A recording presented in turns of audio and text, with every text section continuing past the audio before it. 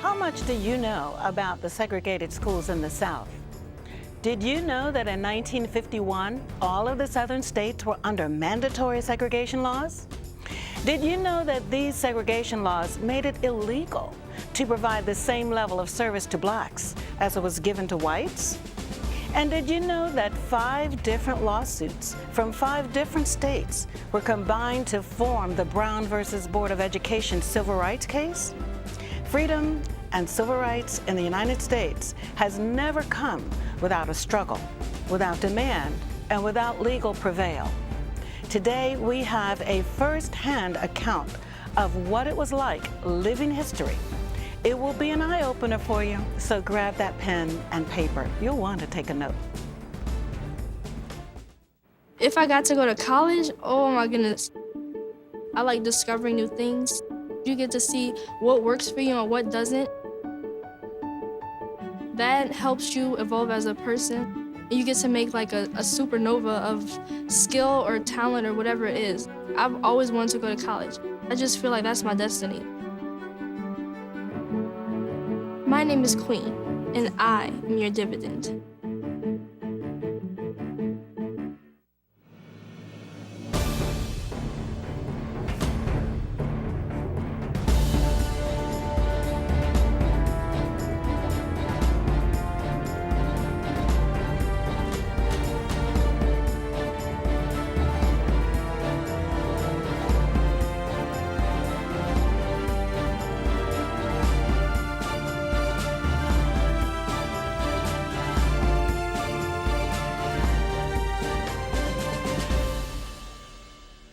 Hello and welcome to the Clarion Call Show. I'm Janice Liggins, your host. Today we take a look at history with a walking tour from a living legend. Mr. John A. Stokes is one of the original plaintiffs in the only student-led case against segregated schools. Mr. Stokes, welcome to the show. We are so glad to have you. As we've talked a little bit in the past, you shared a little bit with me about what it was like growing up.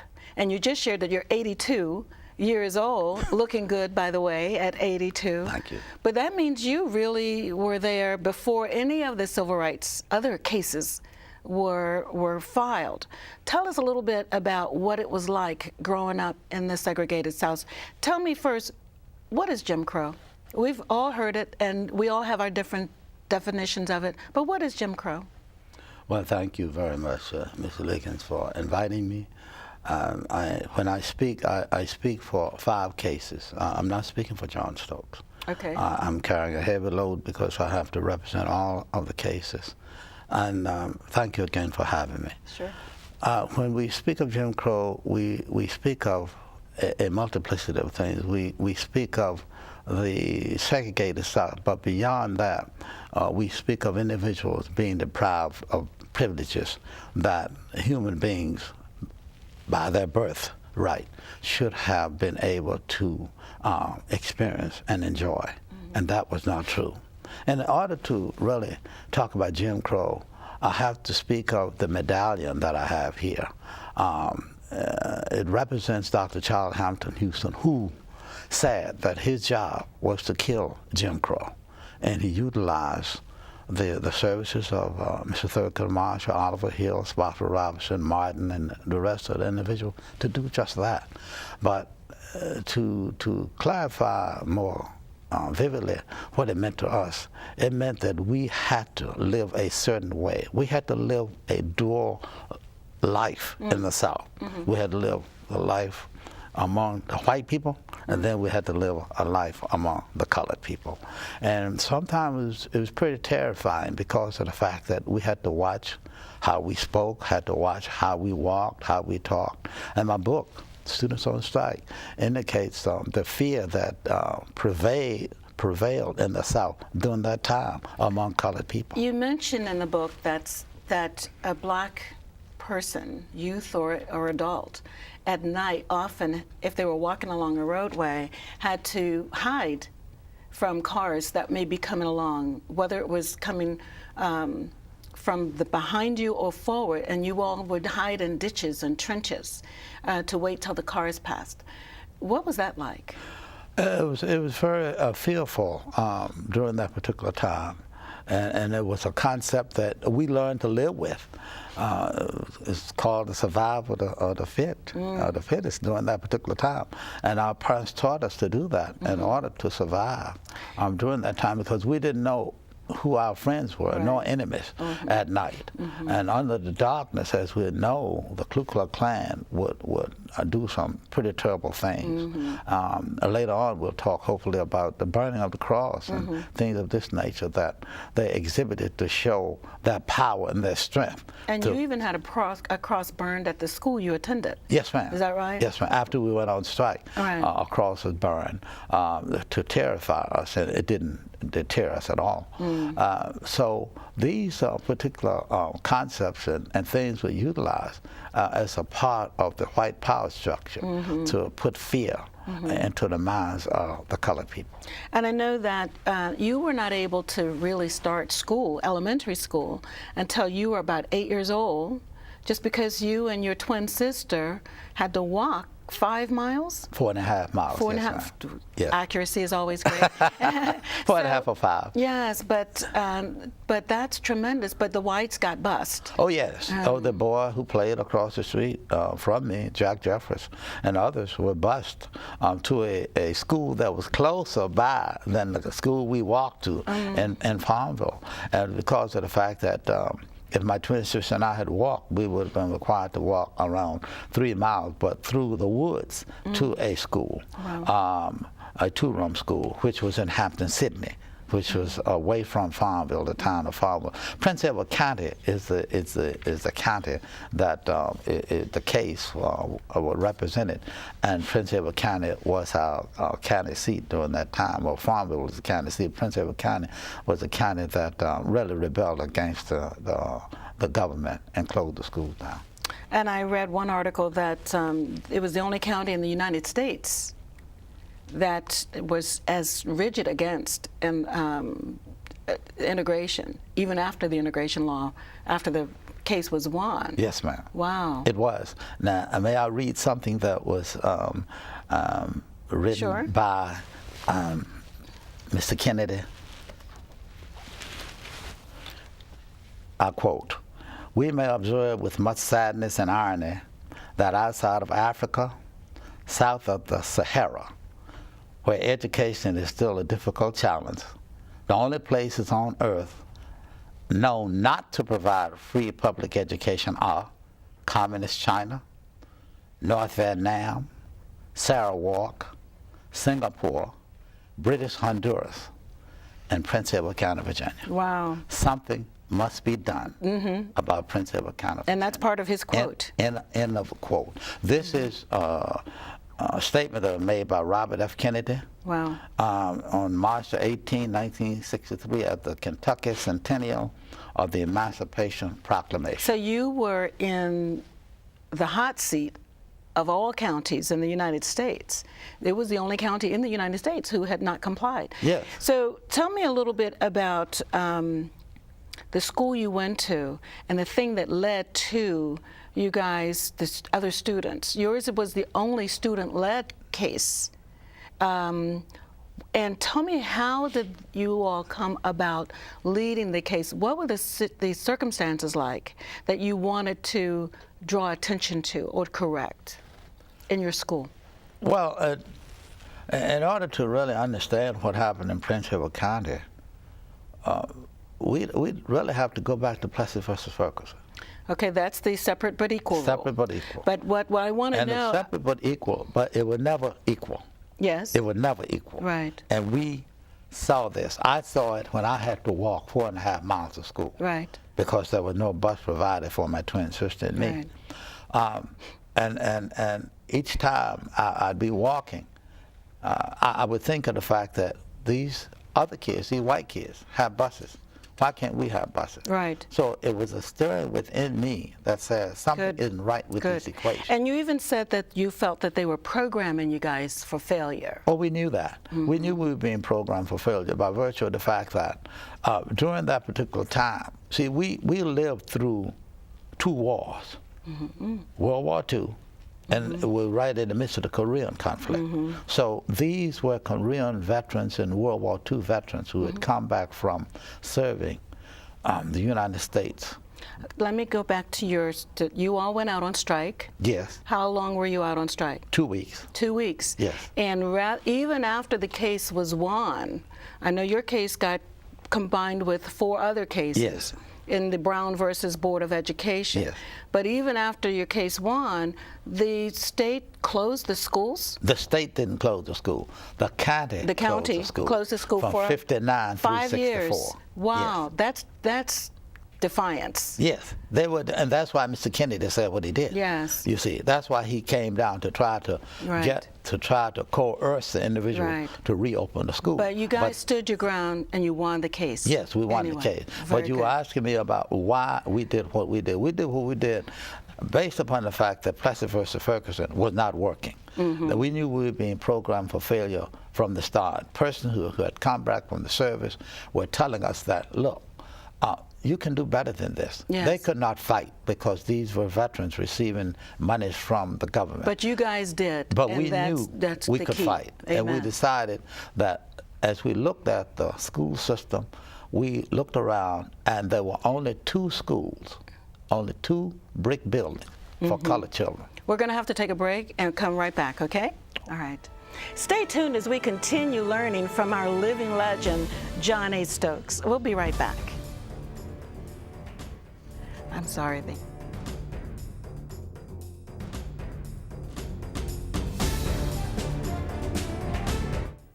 I think it's important for young people to have a mentor. A mentor could be a regular, everyday person. It's just somebody there to help the child. Knowing I've had an influence in Chad makes me feel great. By having a mentor, he has someone to bounce ideas off of. He has someone to also challenge him and help him see a vision for the future. What you'll get out of it is just the satisfaction of knowing that you've helped somebody. Mentoring works. Become a mentor.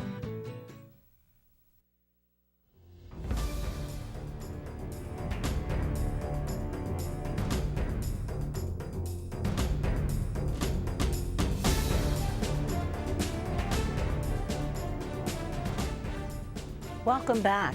We're continuing our review of desegregation of schools with our guest, Mr. John Stokes. Welcome back, Mr. Stokes. Now, I wanted to ask a major question, and what were the schools like, the difference in the schools for the black students versus the white students? They were quite different. The property value for the white schools was $1.7 million. The property value for the colored school was $875,000. And therein lies the difference. There were no colored schools made of brick in the county. All of them were made of wood. The only 2 schools were made of brick, and those were the 2 schools in the county seat where people could see them, and they wanted to save face. Sure. So they put a school up, the second Robert Rooster Moulton. They put it up for 180 students.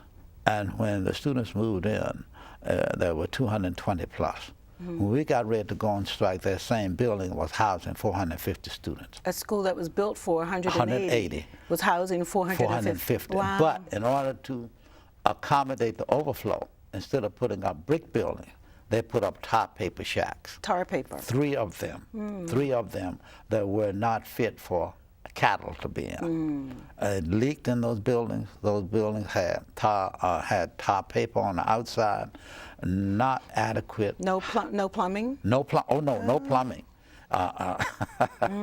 And they also had a potbelly stove that supplied the heat, and of course they would fall sometimes. Some of the fixtures would fall down, and the soot would fall on us. But you guys did the strike. You stayed out, and to protest. Yes, we did. And then that led to the other cases coming together to merge? Yes, our case became a part of the other 4 cases: Delaware, Washington, D.C., Clarendon, South Carolina, Topeka, Kansas, and Prince Edward. And our case was the only case that was student-led. And that's very significant. I love that.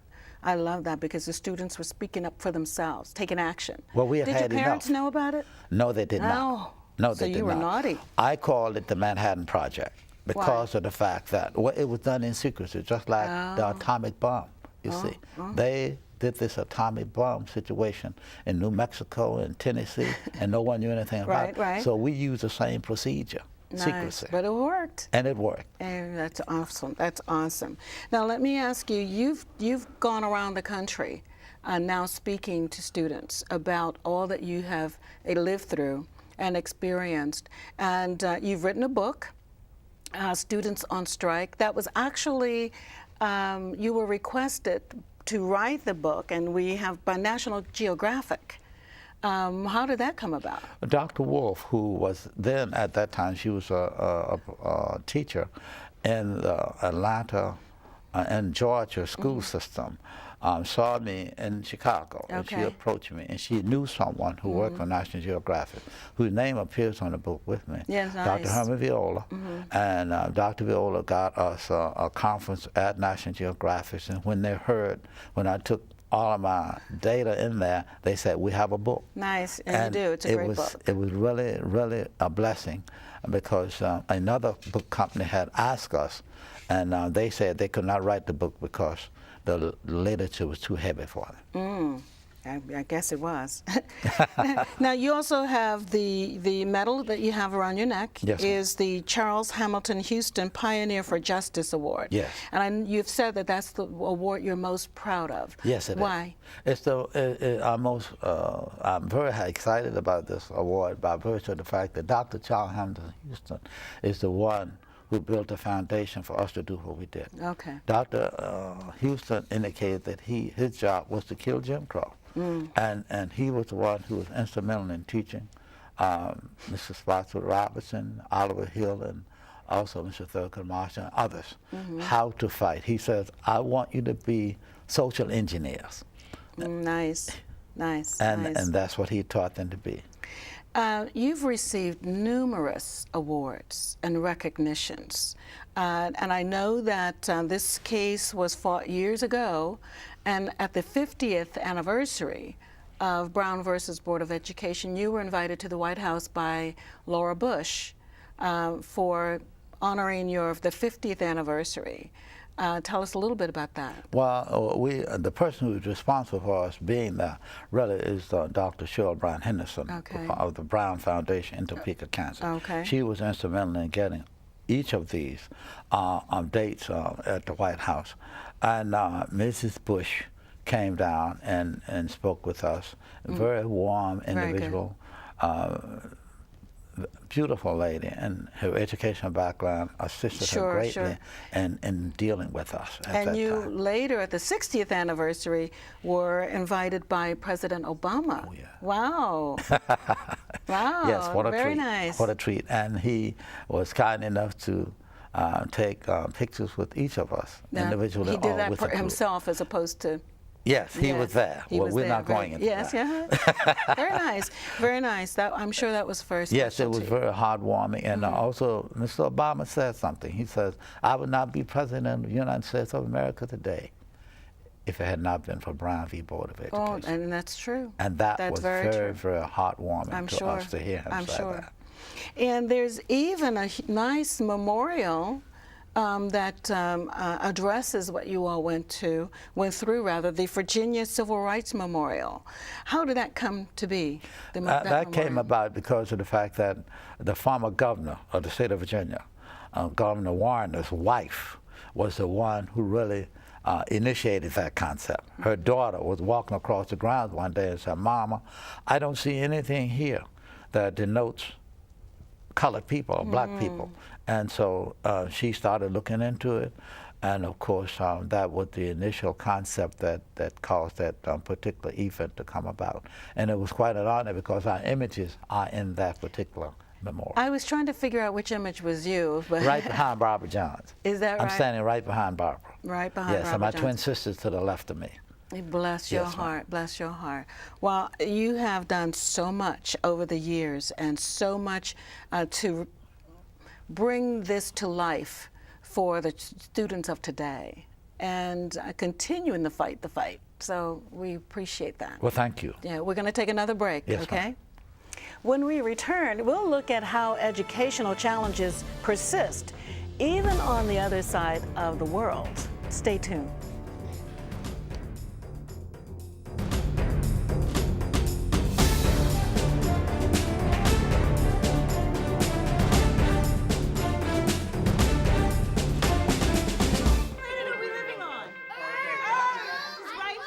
What do you think it would be like to teach?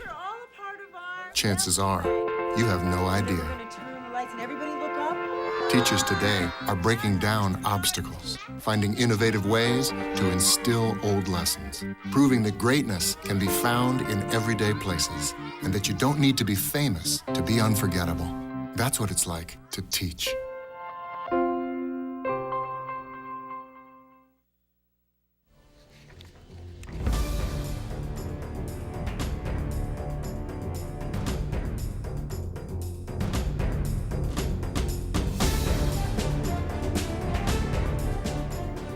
The need for good education is global and requires our collective attention.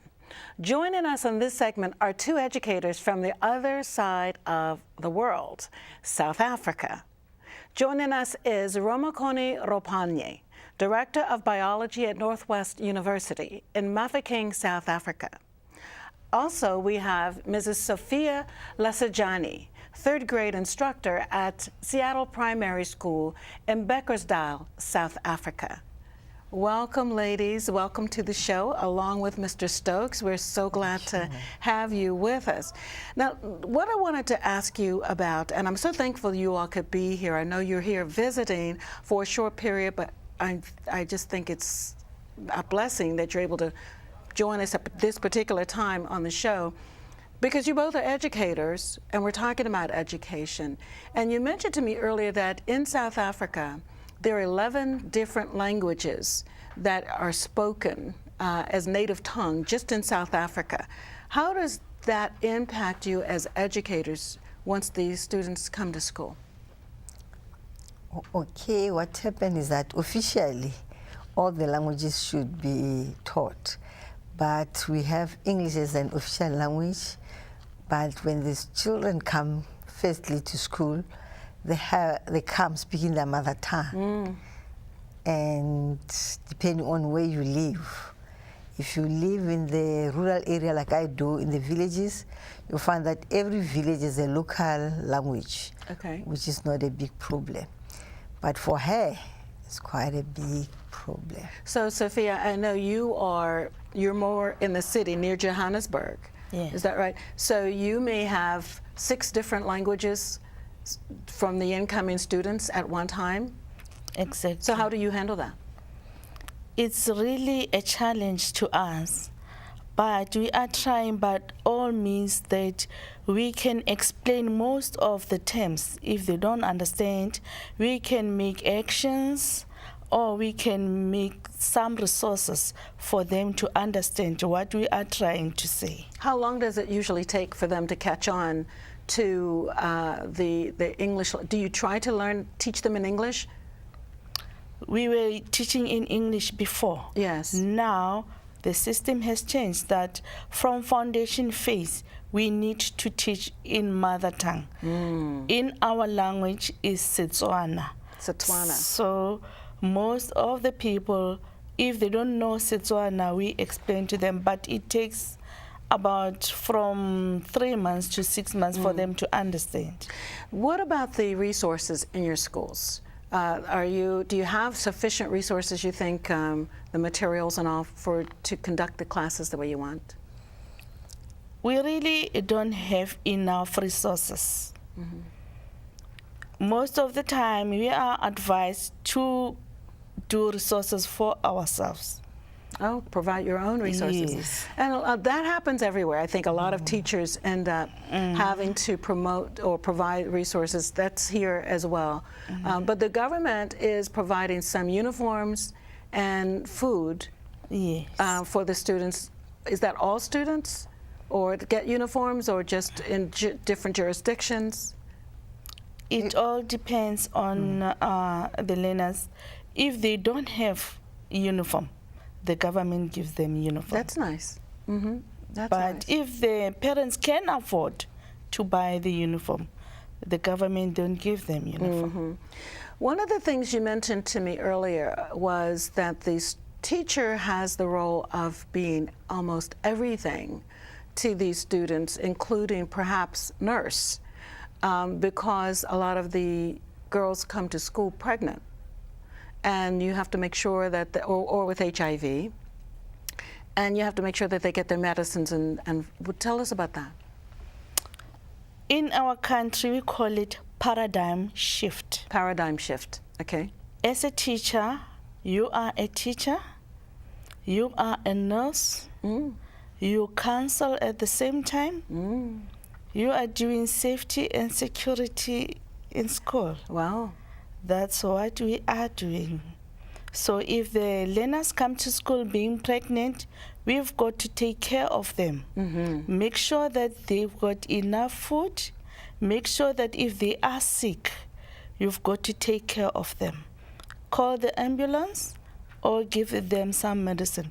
If by mistake they can have the pains, you have to see that you must deliver the baby. If they have labor pains, Yes. you actually have to deliver the baby? Exactly. Ooh, that's a paradigm shift, all right. Yeah. and another challenge that we have is for learners who are HIV positive. We've got so many learners who are HIV positive.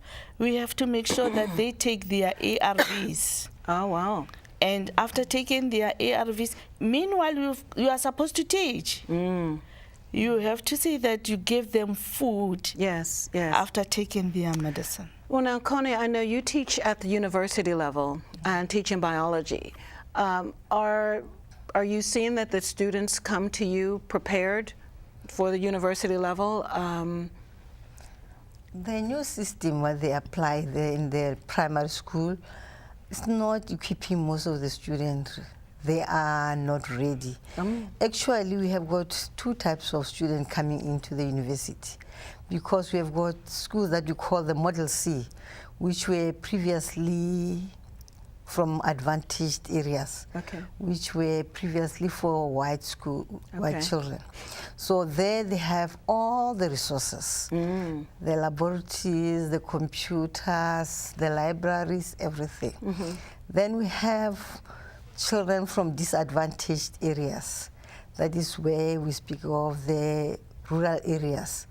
There you find a student goes from grade 1 or starting up to matric without ever seeing a library, nor a laboratory, a microscope, or a computer, but manages to pass matric. Wow. And comes to the university. So you have to deal with whatever level they're on. You have to be able to handle it. And now the government has brought the standard a little bit lower, so that the pass rate goes up. So they lower the standard, so the pass rate. They pass at 30%. Let me ask just Mr. Stokes one question with you. What do you want with all that you did with your travels? What do you want students to know? You mentioned before that they have a voice and they can stand up. What do you want them to know? Just real quickly. I want them to realize how powerful they are. And unity, that's strength. Okay. And I want them to understand something else. Without toil, few have triumphed. We have to fight for our rights, for freedom, justice, and peace. We cannot decide to sit by the road. Very good. I don't think it's any accident that the three of you have come together on this show. Maybe you can help them with some of that unity with the students in South Africa. Thank you all for joining us, okay? Education is our right, but good education doesn't come without demand. What can you do to ensure better educational opportunities? You can make a difference. Young or old, we all have to make a contribution to the cause. Do something. Get involved. Be an activist. Your voice matters. That's it for now. We hope you enjoyed the show. Join us next time for the Clarion Call. Until then, I'm Janice Liggins. Blessings to you.